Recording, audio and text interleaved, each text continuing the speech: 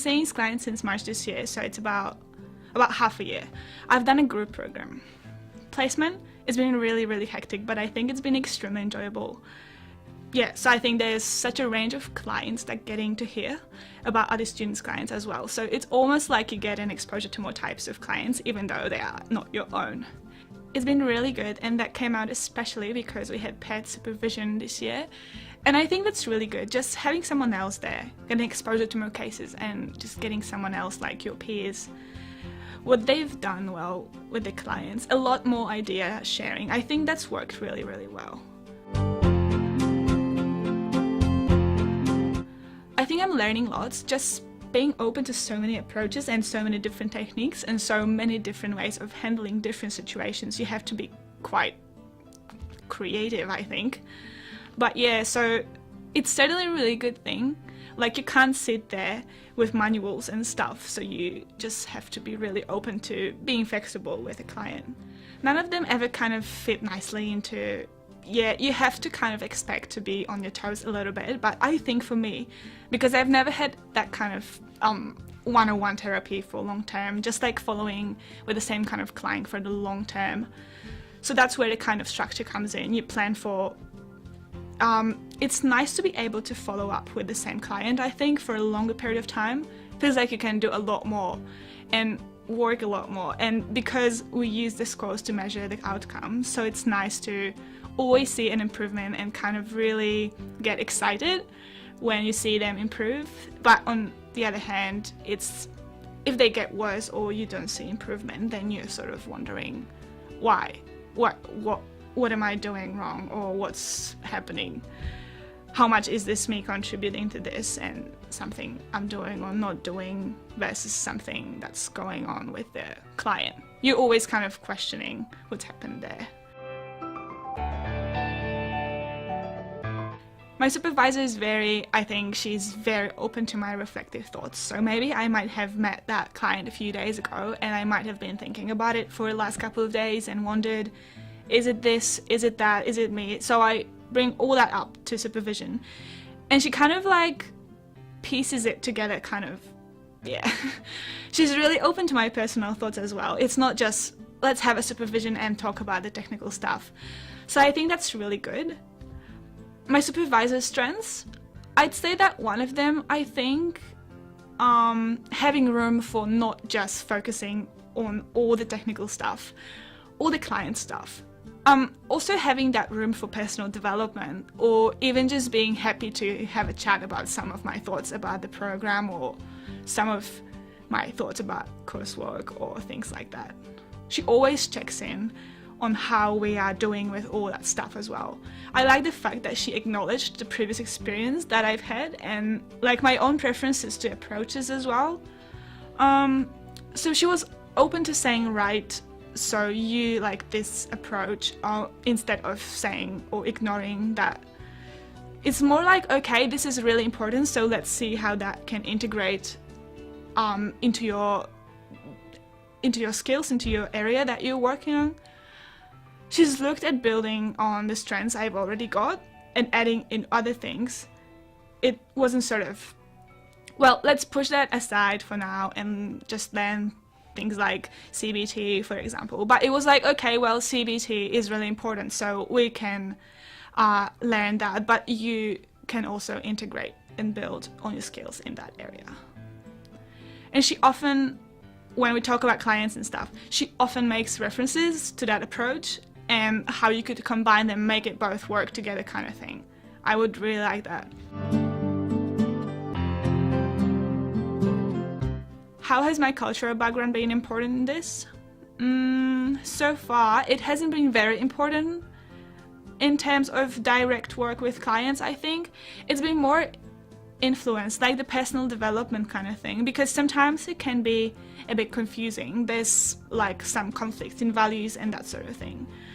I think particularly for me, I feel like I'm a bit caught in between because I partly grew up here and I've been partly grown up with the culture here, but at the same time, I understand the culture from family. So it's sort of blended, and at times it makes it hard for me to decide which one to roll with. Yeah.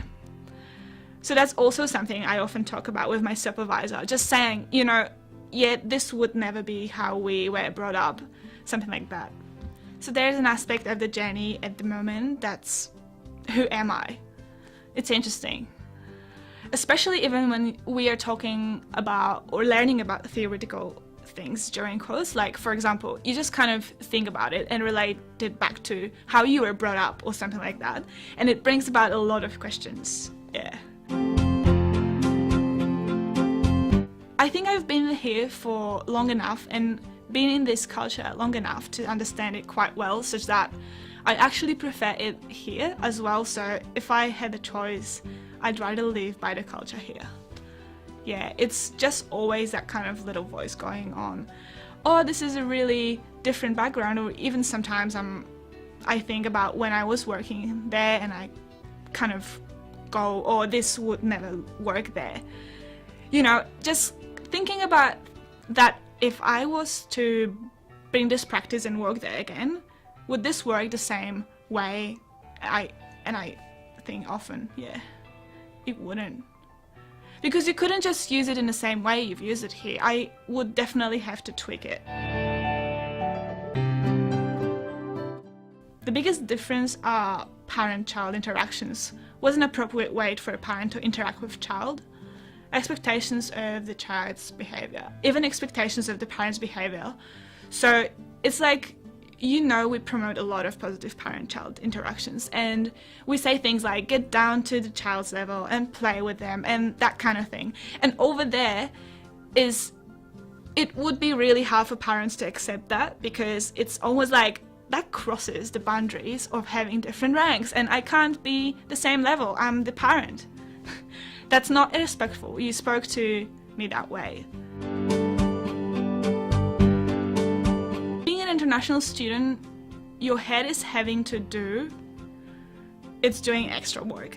There's these beats that everyone else is doing, and there's another set of conversations going on here, and it's interesting, I think, just gives you many more ideas, I think. The challenging part is the personal side, having to, you often think that sounds really nice, I wish my parents knew that, but I also know that what they did was completely in line with the culture then. They were good parents for the culture they were in. If I've had a family of clients who are also from a different culture, then I think, yeah, I've got one new client and he is Eastern European as well, so I don't know how it will go, but it might be an advantage if he had some kind of language difficulties or anything like that. It might be easier to communicate that than words that he might not have the English words to. So I think that could be an advantage. So because with English words, it's like a word like happy or sad can be very basic, but people might not know more vocabulary to really describe how they are really feeling. If they can do that in their own language, they can express that. Yeah, I think one of the biggest shocks in having to accept the grades dropping or that kind of thing, or not doing as well in assignments, or not spending enough time on them to get it perfect. I've come to terms with it and I accept it, so it's no longer a shock. It's like, oh yeah, that's how it is. You just have to get things done as opposed to getting stuck on them for that, you know? One extra point. And it's just, for me, it's just a matter of prioritizing. Like, is it more important for me to keep my paper clean and perfect, or is more important for me to get nitty-gritty with the clinical things and that you're not trying to develop? And I just think, for me at least, it's the latter. And it doesn't matter if I get all passes on everything else. If it gets me to the end anyway. If that means I get more hours to spend developing my clinical skills, then I think it's a worth it trade. That's what I'm here to do.